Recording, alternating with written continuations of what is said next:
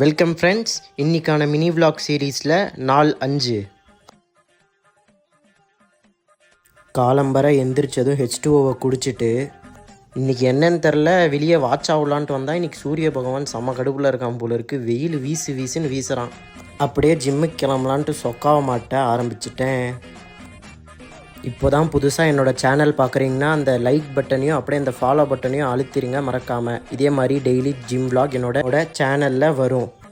இன்றைக்கி ஷோல்டர் டேன்றதுனால ஹெவியாக போச்சு. என்னோடய ஹெவி வெயிட்ஸ்லாம் இன்றைக்கி லிஃப்ட் பண்ணிகிட்டு இருந்தேன். இன்றைக்கி ஹெவி வெயிட்டில் 3 ஷோல்டர் மசிலையும் நல்லா டார்கெட் பண்ணிட்டேன். அப்படியே கொஞ்ச நேரம் ஷோல்டர் பம்பை பார்த்துக்கிட்டு இன்றைக்கான ஃபிசிக் கண்டிஷனையும் போஸிங்கையும் பார்த்துட்டு இருந்தேன்.